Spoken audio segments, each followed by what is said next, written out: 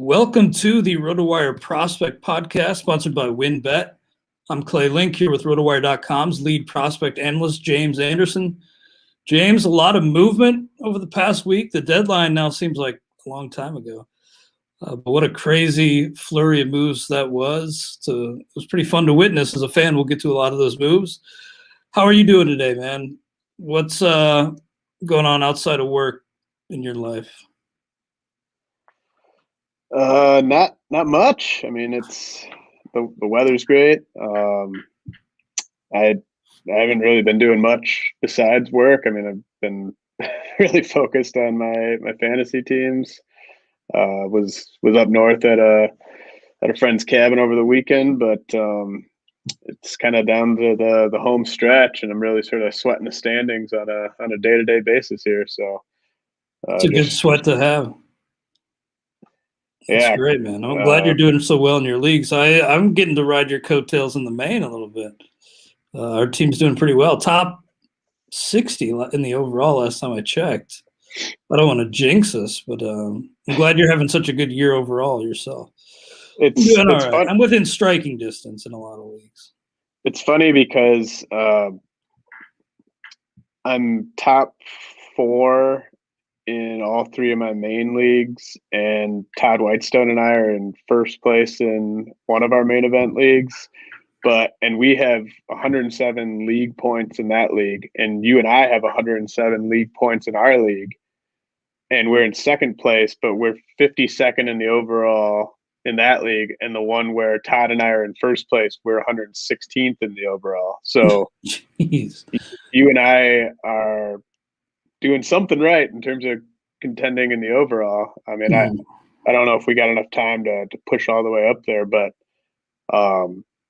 yeah, I mean, we've somehow been just sort of grinding through these injuries to our early round hitters, and just hoping for the best. I mean, we're kind of we dealt with the issue of being almost down to dollar days on Fab this weekend, where we got shut out on a bunch of bids. But yeah, I mean that's going to make it tough. But I mean, I hope that we can just kind of grind it out. Yeah, we've had some really key pickups like Abraham Toro, who I know I think you were the one who put the bid in on him, getting him for like $1 or whatever it was, and Dalton Varsho too. So some of those pickups that were pretty darn cheap at the time, and Akil Baddoo was a good one. Yeah, Akil Baddoo, that's a great call. Vidal Brujan didn't work out, and I apologize for that. And I did drop Andres Jimenez too, who I kind of wish we could have picked up this past week. I think we got outbid by like $1, like 3-2, but we could use some bags, and I think he should be up pretty soon, Andres Jimenez.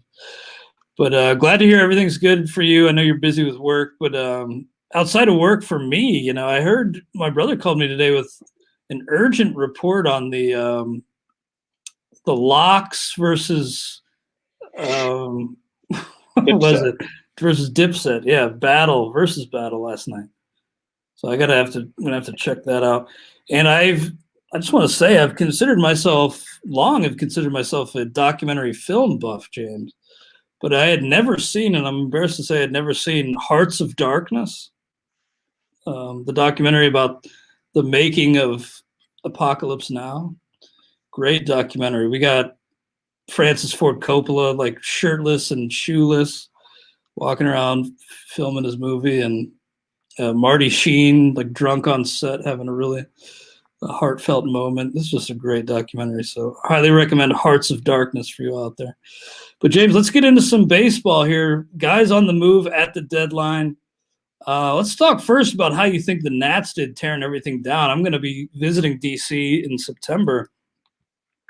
My brother and I are going to go to a game, and won't be much to see outside of Juan Soto, but Juan Soto will put butts in the seats himself. But Josiah Gray, Keibert Ruiz, pretty nice one too.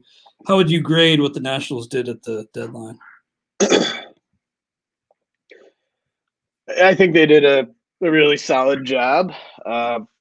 It's depressing a little bit, I guess, if you're a Nats fan, just because you did well on that return, I think. maybe for fantasy, like, you're not going to wow someone by trading for Josiah Gray or Keibert Ruiz in a dynasty league, but the fact that those guys are probably at the two most coveted big league positions and are big league ready, that was going to trump what the best package most teams could put together for Scherzer and Turner. But I think like kind of the more depressing thing, if I'm a Nats fan, is just you look at that roster, you look at the farm system, even with these nice additions, and I mean it really seems like this is going to be a long road back. It just they're really kind of decimated in terms of high end talent, and that part of that was just the farm system was so weak heading into the trade deadline that even adding those guys, it's still a bottom 10 system probably. And I think they've done solid in some recent drafts, but you don't have to apologize for that when you go win a World Series. But I think they did quite well. And Keibert Ruiz, it's great to see him go to a team where he's going to be the guy going forward long term. I know he's not. They sent him down and everything. But, if you got Ruiz in a dynasty league, this is awesome. Even if you have Gray in a dynasty league, I mean, this is pretty nice because the Dodgers just had so much internal pitching depth that Gray was going to get kind of the Tony Gonsolin treatment here for the next year or two if he'd stayed in LA. So, most teams would have a really hard time parting with those two guys in a trade, even when you're getting Scherzer and Turner, just because you got like a combined 13 years of control probably between those two. But they were spare pieces for the Dodgers, so I think it ended up being a win-win. But it's going to be a couple more lean years, I think, in Washington before there's a light at the end of the tunnel. With Keibert Ruiz, I picked him up in the stake league. That is only a one-catcher league, but I just needed some what I was hoping would be a warm body. But he, as you mentioned, was not called up right away, and I think assigned to AAA. I'd imagine we see him for a little bit because I don't really think you play service time games with a catcher like this, but maybe they don't call him up. Who knows? We'll see. And Josiah Gray, I want to throw you an either or. I'm kind of putting you on the spot, James, but these two went in the same week in Fab and the Towers head-to-head, and I got Luis Patino of the Rays for like $1.00, and this guy, Josiah Gray, went for more. So I'm wondering, rest of the season and long term, do you like Luis Patino versus a guy like Josiah Gray? Who'd you rather have? I like Patino, not by a large margin, but I think he's got a higher ceiling, and I wouldn't judge him I know he's had a few rough starts. He did have a really nice outing against the Yankees last week.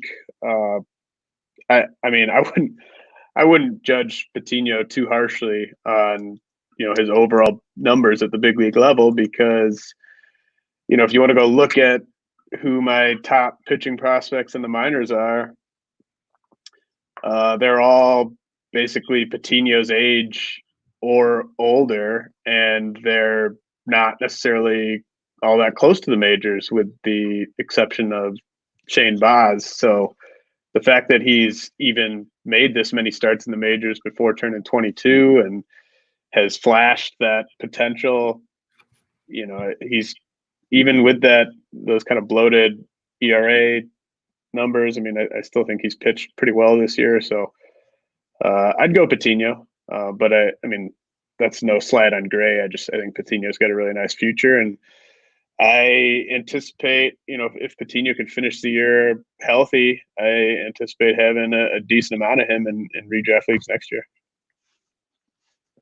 Yeah, I like Patino quite a bit. I'm excited about both of those arms, frankly. And after the Yankee outing that you alluded to for Patino, it seemed like on Twitter the hype was building for Patino, and it seems like for good reason. The overall numbers may underwhelm a little bit, but he's flashed some serious upside, Patino. So I'm kind of excited about him. I got him in head-to-head, which, I'll need him in September. It's all about making the postseason, and we'll see how you do in September. You mentioned Shane Baz. They got Waka in there. I guess Archer's on his way back, but do you think the door's still open for Baz to debut this year? Yeah, definitely. I don't necessarily know when it'll be. I mean, as you alluded to, they sort of just seem to have a never-ending supply of guys ready to step into that rotation. But Baz has been really lights out, even after getting the bump up to AAA. And,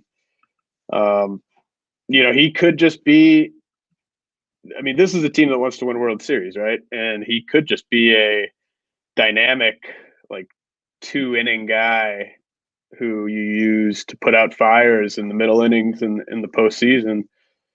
They might want to break him in that type of role in September, but obviously, hopefully, we'd like him to either be used as a traditional starter or to follow an opener, or maybe be the second guy in a piggyback situation.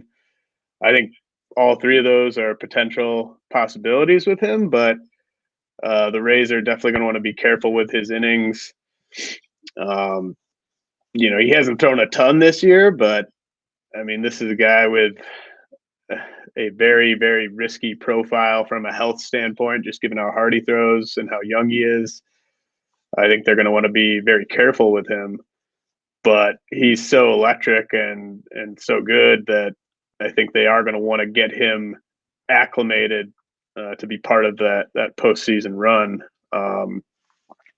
We'll mention this later in the show, but I am going to be doing a kind of a mini update to the top 100 or so of the top 400 in a day or two, and I've already started working on that. Baz is going to be a top 3 pitching prospect. Sort of the rough draft I have right now is Grayson Rodriguez, Max Meyer, and Shane Baz back to back in the low or in the high 30s. And I wouldn't be that surprised if Baz entered next year as the top pitching prospect in the game, depending on how he looks down the stretch here. Yeah, I hated to see the news about Tyler Glass now, and that's tough. But Baz, I think, could have a bright future there, and also a part of that trade with Glass now, of course. Now with the Nats getting Josiah Gray and Keibert Ruiz, is kind of like the big two in that Scherzer Turner deal. I initially was like, yeah, not bad, but then I saw what the Twins got for just Barrios, and Turner's got another year beyond this year, so he's not just a rental. It almost felt like the return for Barrios, was on par with what the Nats got for Scherzer and Turner. Would you agree with that, or am I a little off base there? I think for fantasy, I think you'd rather have the Twins return, but for real life, I think you'd rather have what the Nationals got, because by a decent margin. I mean, it just seemed rather close to me. And I mean, here's the thing: like, big league teams care so much about catchers and starting pitchers, but really, like, catchers like Ruiz are just the absolute, like, pinnacle in terms of assets in a trade like this. So to get a catcher who's big league ready, who has shown the type of offensive upside that Ruiz has shown at AAA this year, who's going to be able to be a solid defensive catcher, like, that's going to dwarf most deals out there, most prospect packages out there. Like, I think, like, Keibert Ruiz, like, I think you have a case that he's like a top 15 real life prospect in the game. And he's nowhere near that for fantasy, but we in fantasy we want guys like Austin Martin, guys who are gonna maybe have multi-position eligibility, gonna play every day, gonna possibly be 5 category guys.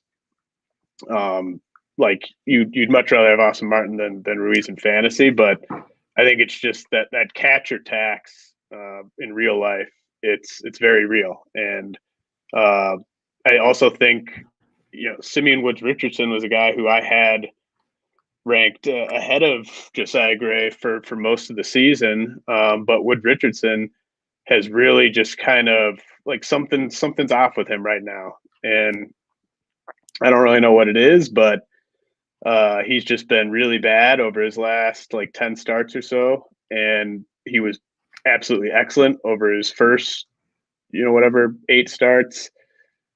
So I think you look at that and you look at the fact that Gray is up. Like it's not like you have to wait for him to go like fix whatever's ailing Woods Richardson and then go to AAA. Like Gray's ready. Gray's big league ready. So you get a big league like number 3 starter, and you get a big league ready catcher who could be a plus offensive contributor and a solid defensive contributor. I think that from a real life standpoint, I think pretty much every team would take the package the Nats got. But that's really more just about the proximity aspect and just how much that matters to big league clubs. And it really does kind of showcase the difference between real life prospect value and dynasty prospect value. Yeah, that's really interesting. You're right about that real life catching tax. And it's, for good reason. I'm wondering, do you know how Ruiz grades out in terms of like framing and receiving?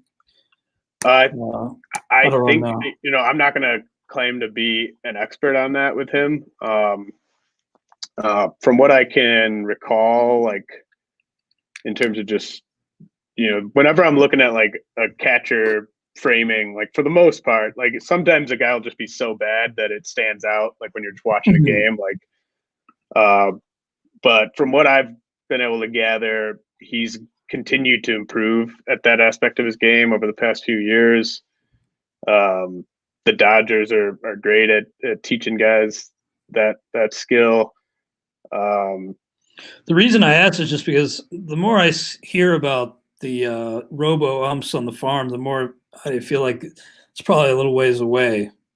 Probably not coming maybe as soon as I thought a couple years ago. Just a lot to iron out still on that end.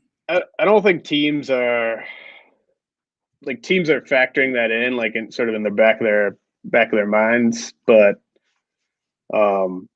still a ton of value being placed on good receiving and good framing. Yeah. I'll put it this way. Like I have not heard anyone say in recent years that there's really any shot of Ruiz having to move off catcher. So I think like at worst, you're probably getting like an average defensive catcher. Well, before we move on, let's first throw to a quick word from our sponsors. And now we're back on the RotoWire Prospect Podcast, sponsored by WinBet. The Cubs, as part of their teardown, they bring in Pete Crow Armstrong, Nick Madrigal, Kevin Alcantara, Alexander Vizcaino, Alexander Canario, Caleb Killian. What do you think of this Cubs? I mean, this seems like a full-on rebuild. What do you think of this move and how they did, all these moves and how they did to refill the system?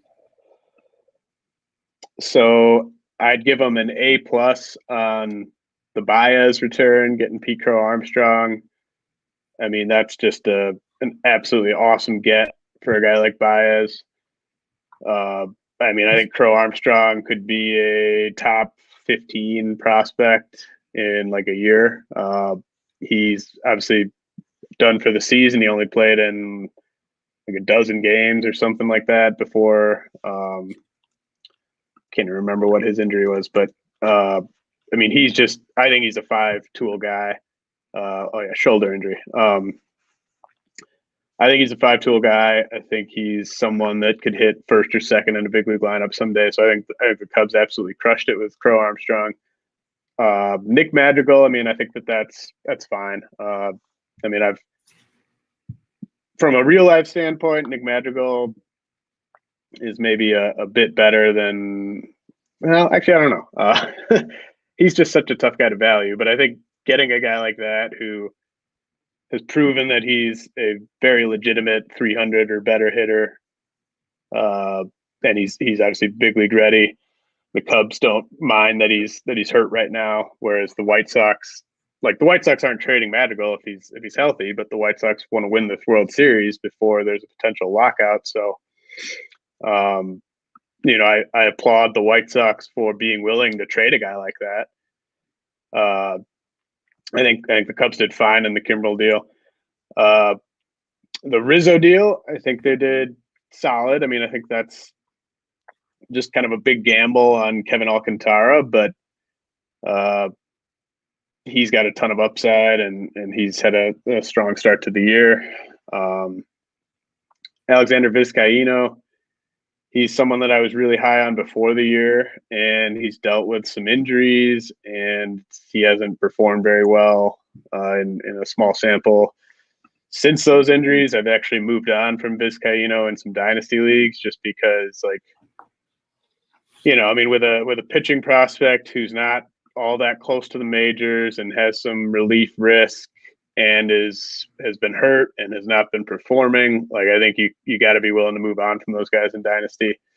The one where I didn't like the return for Chris Bryant, Canario, he's got as much raw power as almost anyone in the minors. But I think the reason why the Giants had no problem moving on from him is because he already had to be added to the 40-man roster, and he's nowhere close to big league ready. So you're going to have to carry Canario on your 40-man for the next, like, 2 years. And maybe if you're lucky, he's ready then. So I just don't think that that's all that great of a use of a 40-man spot. But if you're rebuilding, I guess you can kind of deal with it. But I mean, the strikeouts are always going to be a huge issue with him. The raw power is massive. I mean, maybe he could be a Jorge Soler type of guy, but I just don't love that. And then Killian, I mean, the numbers look great. The stuff is probably not as good as the numbers. So maybe you get a fourth or fifth starter with him. But I mean, I think the reason that haul was worse than the haul for the other guys is just because the amount of money that Bryant's owed over the rest of the season. But I think the Bryant return was the worst return. But I think given that they did so well for Baez, they did pretty well for Kimbrel, they did solid for Rizzo. I mean, I think they did a really nice job on the whole. Just getting a guy like Pete Crow Armstrong into your system, who you can really kind of pencil in as like a future high-end everyday player for you. And his timeline lines up pretty well with a lot of their other high-end offensive players like Reginald Preciado, Ed Howard, guys like that. I mean, Brendan Davis will probably be ready sometime next year, but Christian Hernandez, guys like that. I mean, that he kind of lines up with that timeline. So I think just getting Crow Armstrong makes this a massive win for the Cubs. Nice. Yeah, not a lot of players, in this group who you think about stashing for this year. It's not really stashing season at all anymore. Hardly. I mean, it's kind of sad, but minor leagues wrap up after this month, and no roster expansion too. I think rosters stay at 26 all year, right? Maybe they go to 27, but not really stashing season. But I do want to ask you, were you in on Rafael Ortega? He's a guy who, with the trades from the Cubs, playing time opens up. I added him in one league after that 3-homer game, but do you think this is just a flash in the pan? 30-year-old. I mean, I think tried to add him in a few places over the weekend, was unsuccessful. That 3-homer game definitely put him in a price range I wasn't willing to go in NFBC leagues, but I was surprised I got him. I got him in the FSGA league where I'm second, trying to track down our buddies at the NFBC, Greg and Tom. So I have a little invested in Rafael Ortega now. I think it's a good, you just ride the hot bat, ride the guy who's playing every day. A little bit of power, a little bit of speed. I mean, I was trying to get him, but I wasn't. I think you've probably already seen his best production, so I wasn't going to go crazy for him. Absolutely. Now, for the Rangers with their rebuild, behind Spencer Howard, I don't recognize a lot of these names. I do recognize Kevin Gowdy, but this doesn't seem like a great influx on paper. Am I wrong in that? Do you like the return for Texas? I don't like it that much. I mean, it was originally reported that Everson Pereira was going to be in the deal, and that not happening made it less exciting. I mean, he's a guy that you could really dream on, who's having a breakout year, and he actually just got bumped up to high A. He was at low A for like a couple weeks, and he started in the Florida Complex League. So Pereira's already on his third level this year in about a month. So him not being in the deal after it was reported that he was in the deal is disappointing.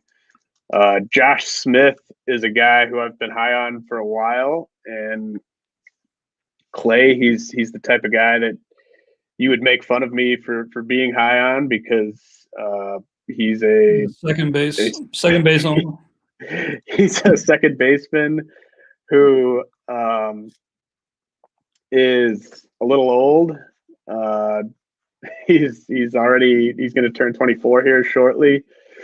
But I mean, statistically, he just absolutely pops, and he's definitely been old for his levels, but the pandemic kind of played a role in that, right? Like, I mean, he would have opened at high A this year, or maybe at low A, but he would have opened in a full season league last year had there not been the pandemic. And so he's kind of making up for lost time, but everywhere this guy goes, he just tears it up. He's never hit worse than 320 at a level. He's never been worse than 60% better than league average at a level. He's pretty much had walk rates over 12% at every stop prior to this trade. And so I mean, I'm really into what he could do as a, like a number 2 hitter, maybe if he were to max out. But it wouldn't surprise me also if he gets bumped up to double A and maybe hits a bit of a wall where these crazy eye-popping stats just tail off in a hurry once he gets bumped up to double A or triple A. So that's why he was available. I mean, the Yankees were like, let's cash this guy out now while his statistics look so pristine, rather than risk his trade value kind of cratering after we bump him up to double A. But I do like Josh Smith. Ezekiel Duran is kind of he's toolsy. He's a little bit like Canario, where he has to be added to the 40-man roster. Canario's already on the 40-man, but Duran has to be added to the 40-man after this season, and he's not particularly close to the majors. He's probably going to open next year at double A, and he's struck out a lot at certain stops. So just having that guy who's taken up a 40-man spot and isn't all that close to the majors, that's not something the Yankees really wanted to deal with. So, I mean, it wasn't that hard to pry him loose from them. And Trevor Halver is a nice cautionary tale to not freak out about pop-up guys in April or May. Like he went off like crazy in the first 10 games this year, and then hasn't done a ton since, and is old for the level and can't really play defense anywhere. So not that into him. Glenn Otto is a nice cautionary tale to not judge pitching prospects just by strikeouts. Maybe he can be a back end starter, but a lot of people think he's a reliever just due to the lack of a deep repertoire. So not really into those last 3 guys. I like Josh Smith. Kevin Gowdy, I think, is just worth mentioning. He came over from Philly. He was a high upside prep righty 5 years ago and had a ton of arm injuries, but he's bounced back this season and reestablished some trade value. But he's kind of more of a watch list guy right now.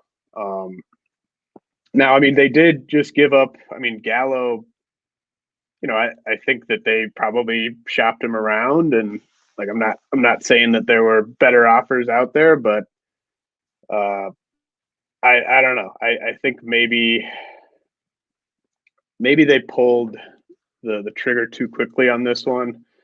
They did this one a few days before the deadline. And, I really think the way that Gallo profiles in Yankee Stadium, like, I think they could have maybe squeezed the Yankees a bit harder than they did. How much Cashman loves these guys with the 80 grade power. I would have been like, just, you can keep Otto, you can keep Halver, you can keep Duran. We want someone better to headline this deal. We want it to be Pereira and Josh Smith, and maybe we want Kevin Alcantara, like something like that. I mean, I think that you could have maybe squeezed a bit more out of New York for Gallo. Well, we got more to get to, but we got to take care of a little business first. A good little piece of business, as legendary announcer Jim Ross would say. A couple of words from our sponsors. If there's one thing we appreciate here at RotoWire, it's making good decisions, and even more so, making the right decision. Listen up, folks. I have an incredible offer for you with RotoWire's newest partner, WynnBET, the premier digital casino and sportsbook app. WynnBET is now the exclusive sponsor for RotoWire's fantasy podcast. WynnBET brings you all the latest action with a user-friendly interface, moneyline bets, boosted parlays, over-unders, round robins, live betting, and so much more at your fingertips. Want a break from sports betting? You can head into WynnBET's digital casino and take a spin on roulette, double down in blackjack, slam the slots, or try your hand at baccarat. WynnBET is currently available in 6 states while rapidly expanding. At WynnBET, the possibilities are limitless. WynnBET is currently offering all RotoWire listeners a risk-free bet up to $500 on your first wager. Download WynnBET now. That's WYNNBET. WynnBET, the exclusive partner for RotoWire's fantasy podcasts.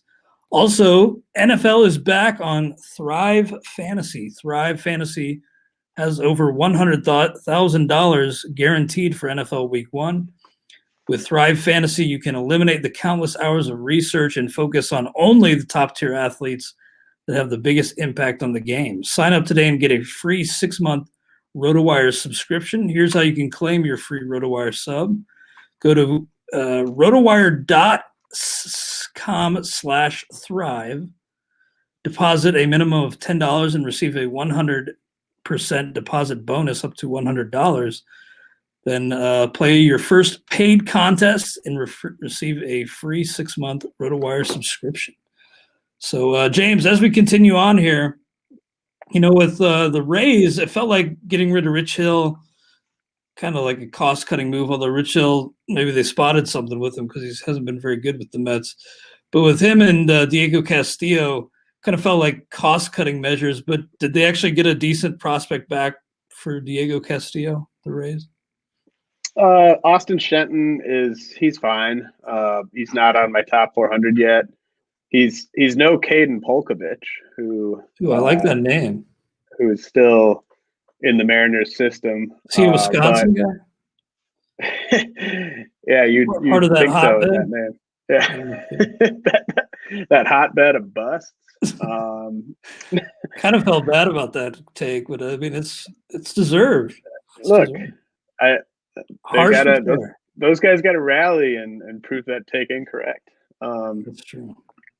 But Shenton, he's fine. He's older.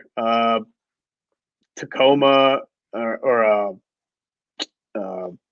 what's their high A affiliate? The Rays? No, the Mariners. It's a hitter friendly park. I mean, you look at what he did there. I mean, he struck out a decent amount. He was 23. He was at high A. Then he goes to double A. 10 games there.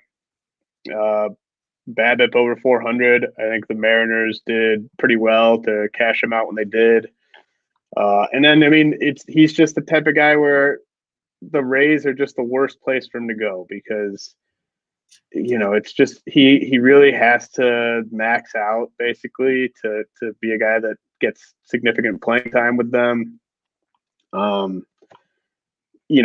think you're right. Like, I think, and we saw what relievers went for.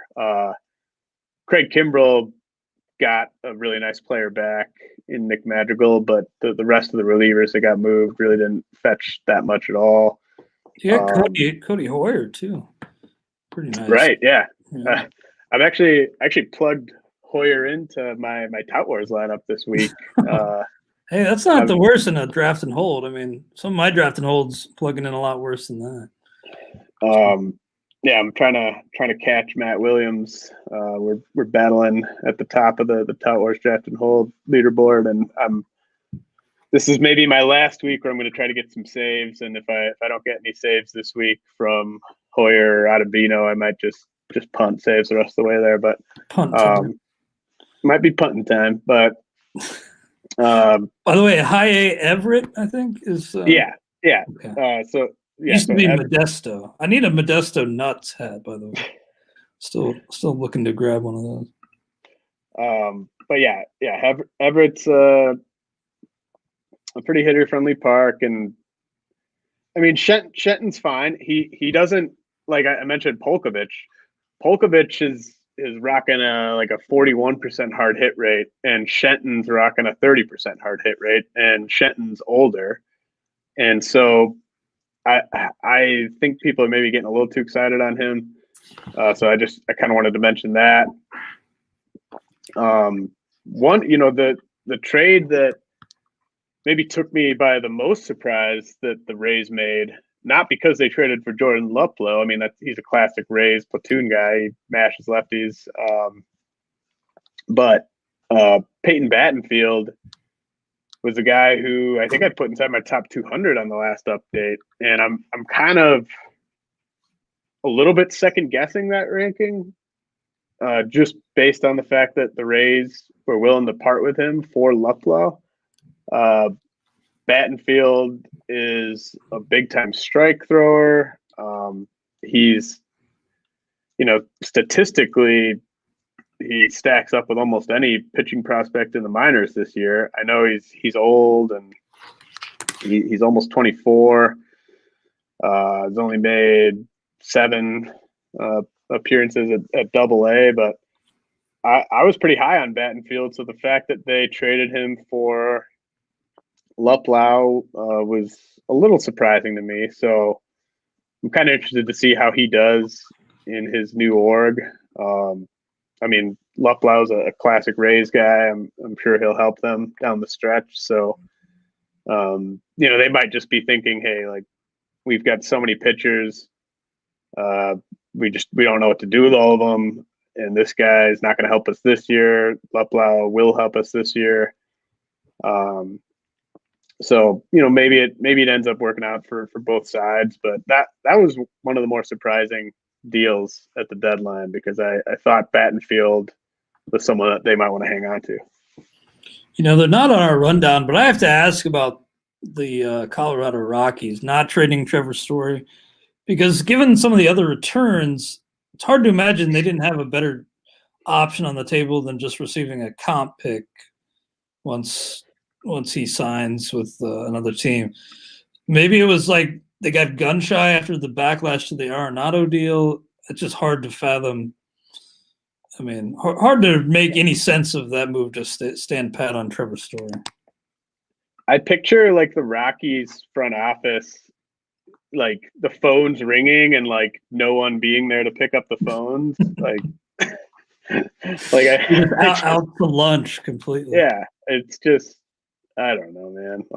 They've been out to, like a long boozy lunch for, years. Or someone's like sleeping with like a newspaper like over their chest or something like that, and like a bunch of like takeout food just kind of sitting there, like flies are buzzing around and stuff, and like the phones are sort of ringing, and like people are just kind of waking up from a nap and stuff like that. I mean, I don't really know. It's kind of seems like maybe this is overthinking it, but it kind of seems like I don't really imagine this went into it, but it kind of like a spiteful thing to do to Story, like, because you attach that draft pick compensation to him, you probably dings his market value a little bit.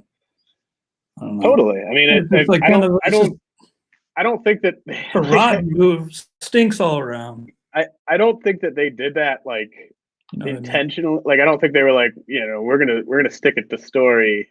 Like I don't think they did it like that. I think No, there was but just maybe some really misguided.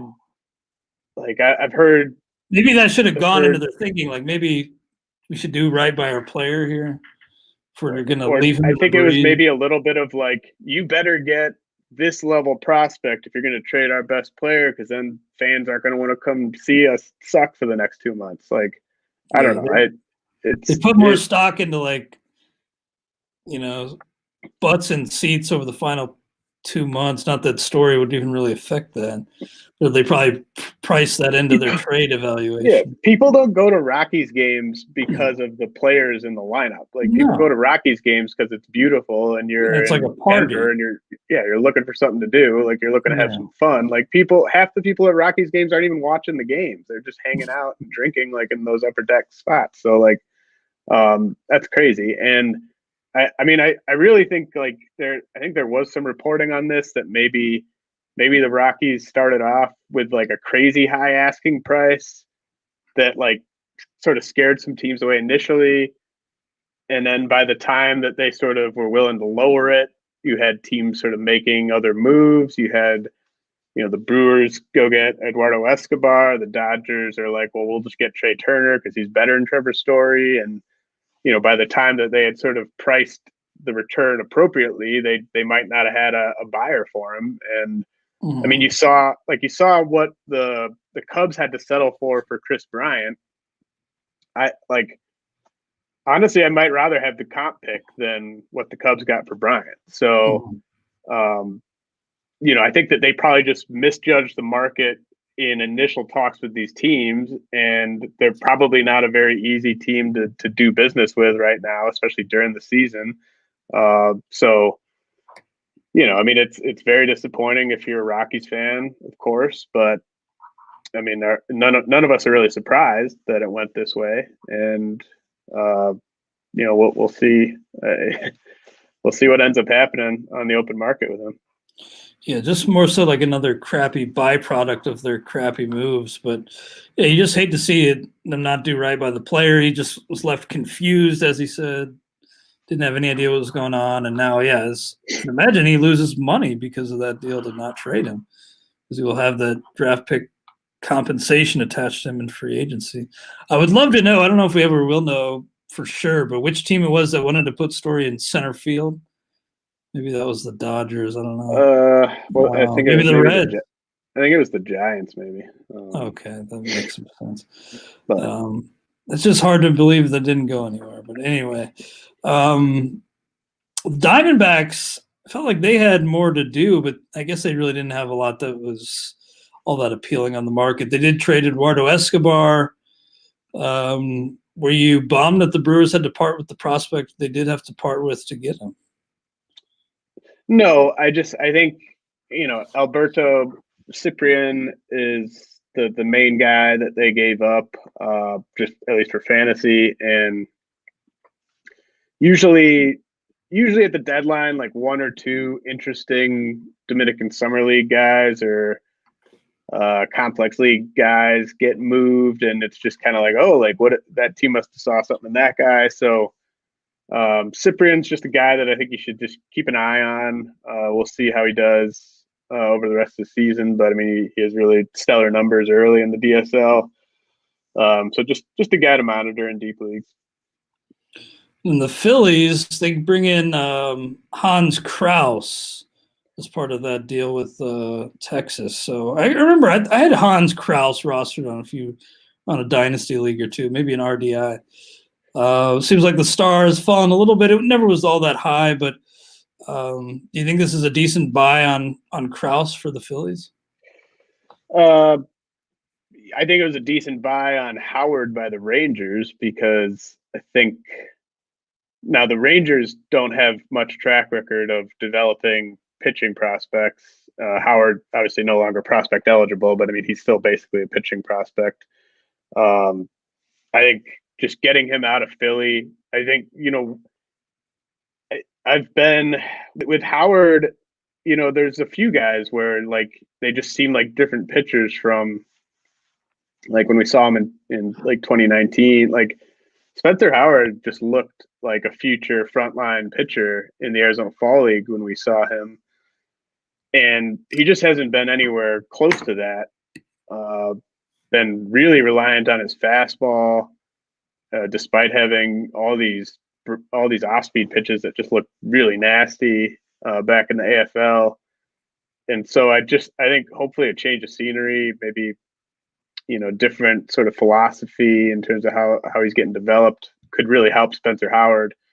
Hans Krauss, I just wanted to mention as, he used to be I don't think I ever had him number one in the Rangers system. I think he was, by some outlets, the number one Rangers prospect a while ago, and I'm pretty sure he's a reliever at this point. So just wanted to mention that. But if you're holding on to Spencer Howard shares in Dynasty, I think you have to be happy that he's on to a different organization that is going to sort of put his development first rather than winning ball games first. Because I think he was sort of the fact that the Phillies are kind of like the NL Angels, where they just are trying to win so badly in the short term that, like, a guy like Spencer Howard, I think, just got jerked around so much that it was just really nice to see him get out of there. So I'm not saying that the stuff has to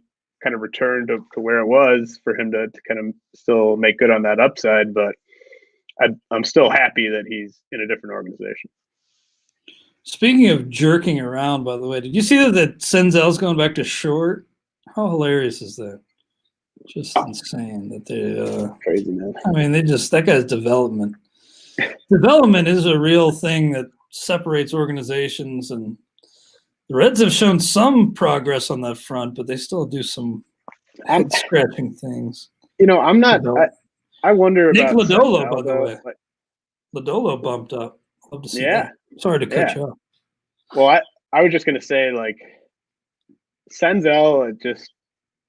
It might be time to close the book a little bit. I'm iffy on blaming the Reds for that. I think it might. I mean, they did him no favors anyway. That's true. And I mean, the injuries and missed time have definitely contributed. But I mean, he was a guy with makeup concerns dating back to like high A, double A. I didn't really know that.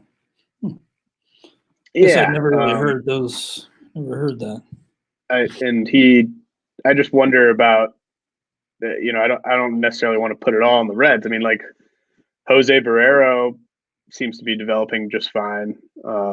Now, it's easier. Like, the Reds did him absolutely no favors. You're totally right, because his two best positions were third base and second base, and they were just like, nope, we're not gonna let you play there. Nah, we're good on those spots. But those spots aren't a need at the big league level. Yeah, right. That's crazy, but yeah, I did enjoy seeing Nick Lodolo bumped up. But as we wrap things up here, James, I know you're doing a first-year player draft mock. Can you tell us a little bit about what you're doing there? Yeah, Jesse Roach, who you should all be following if you're not, over at Baseball Prospectus, set up a really stacked group of prospect analysts to do a 15-team first-year player draft mock. A lot of people you'd recognize, a lot of friends of the show, like Chris Welsh, Jeff Ponce, Ray Butler, Chris Clegg, Eric Krauss, Eddie Almager, Matt Eddy, Brett Sayre, Shelley Verstrate, Chris Blessing, Michael Halpern, Ben Wilson, Chris Crawford. I think that's everyone. I mean, just really a loaded group of smart prospect analysts, and we're doing now we're not including international guys because they're not going to sign until January, I think. So we don't even know who's exactly going to sign. So I think it's smart to not include the international side there. And then it's also just a tough market to really to research and kind of figure out right now. So it's just players from this past draft. And I was picking 5th, and I got my number 2 guy. I got Henry Davis with the 5th pick. And Henry Davis actually went yard in his first pro game, albeit in the complex league. But Jordan Lawler went first to Chris Welsh, then Marcelo Mayer, Khalil Watson, Jack Leiter. So I got Davis at 5, which I was really stoked about. I think I tweeted out a link a couple days ago. So if you want to see the full board, you can go to my Twitter page. But I also so my second pick, I was picking 26th, and I was really, really torn between Connor Norby, second baseman, who the Orioles selected, and Will Bednar, the righty that the Giants selected. I went with Norby. I mean, I think he's the sleeper of this draft class.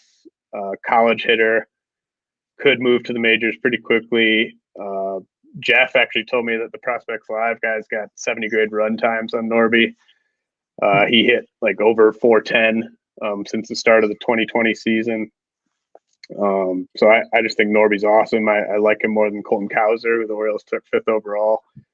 And so getting him at 26th, I was excited. But Will Bednar, I also love. I love the fit with him in San Francisco. So that was a tough call.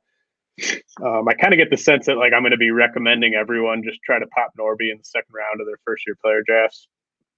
If that's possible, of course, you could go out and just rake, and then maybe the price gets a bit higher. But then with my third pick, at pick 35, I took Jackson Merrill, the infielder the Padres took in the first round. So I'm pretty pumped about how this is going. We're all the thing about a draft class like this, where it's just a really weak draft class and really no consensus outside the top 7 or 8 guys, is you're going to be able to go get your guys basically. And you're going to feel, or at least you should feel, pretty good about the values you're getting in a first year player draft when that's the case. So it's been a lot of fun. I think people could learn a lot and just kind of get a good feel for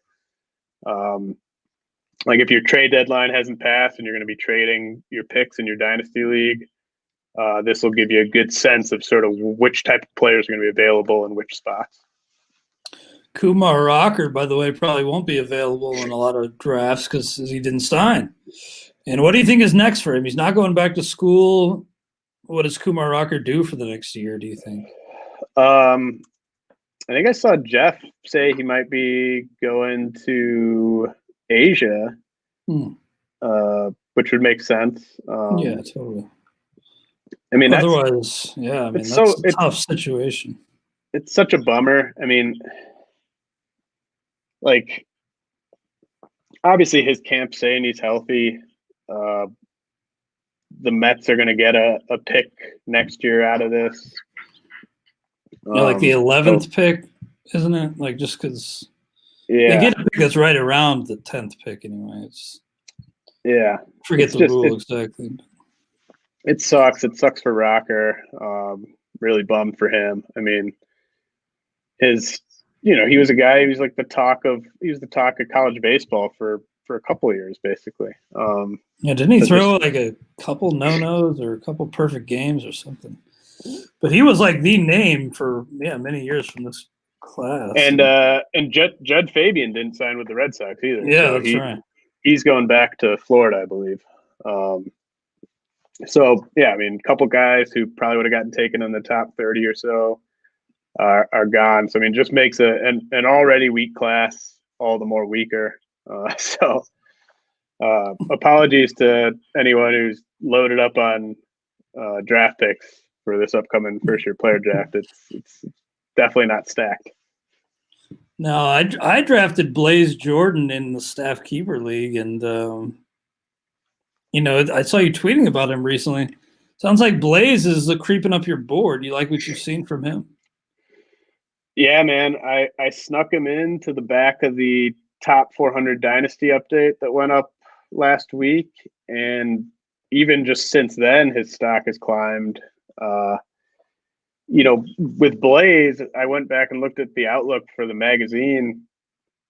I mean, with him, the upside was just always incredibly obvious, right? Like just like the youngest player, I think, of note from last year's draft. He's still like 18 and a half right now. Had as much power potential really as anyone from that draft. Just crazy bat speed, crazy raw power. And it was just a matter of, was he going to hit enough?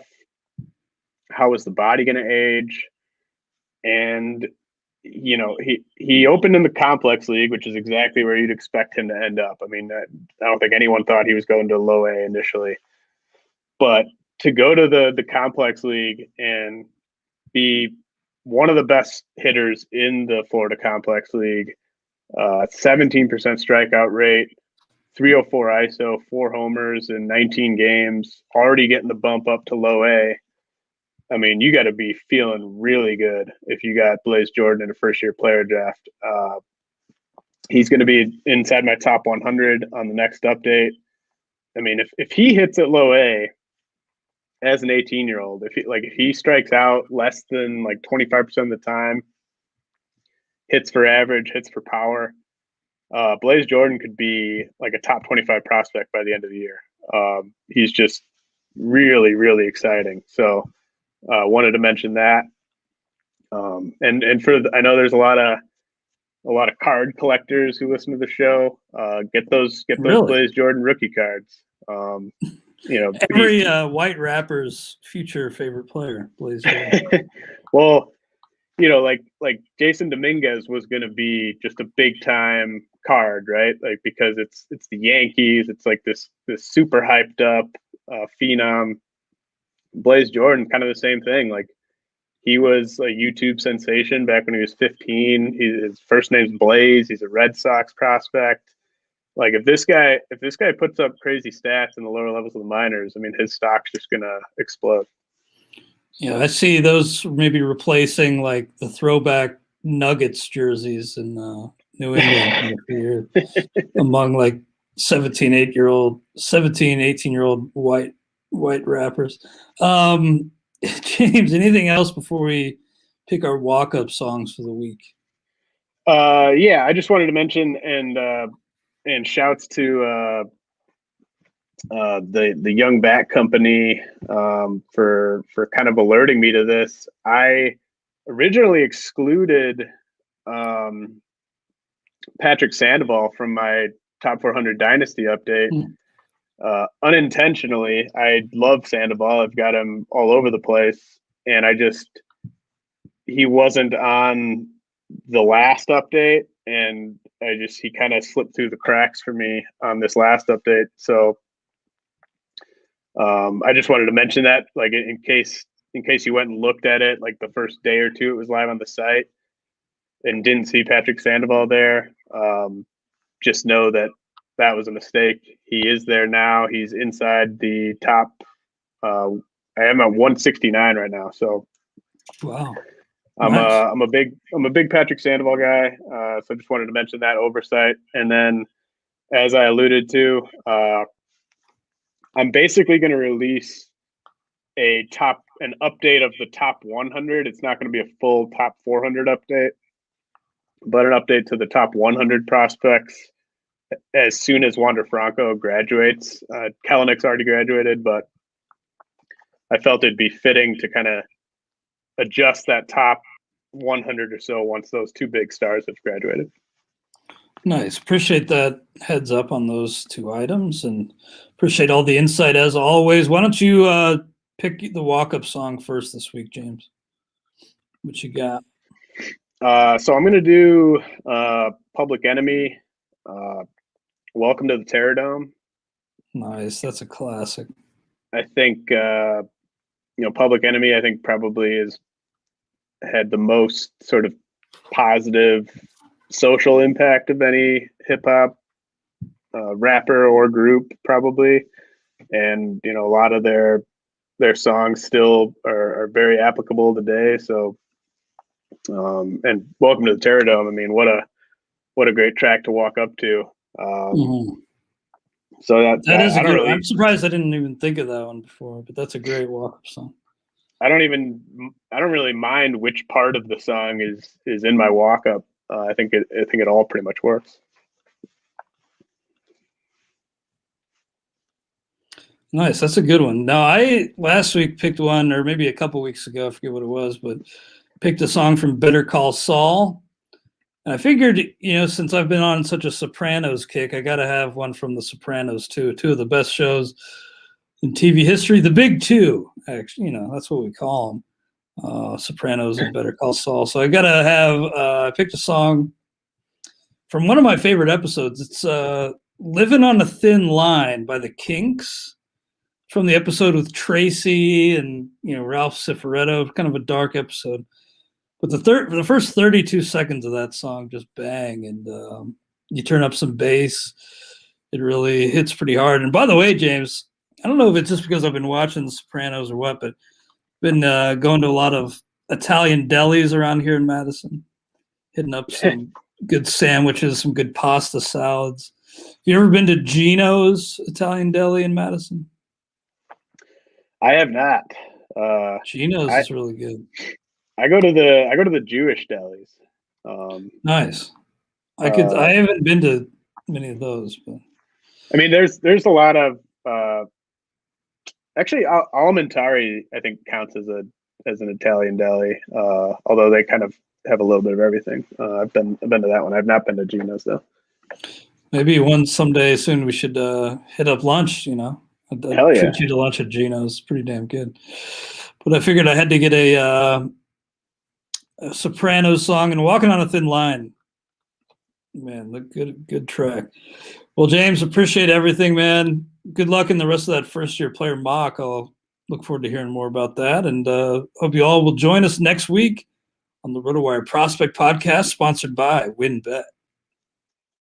Try RotoWire today, free for 10 days. Get our premium tools, rankings, analysis, and breaking news alerts. No credit card required. Go to rotowire.com/try.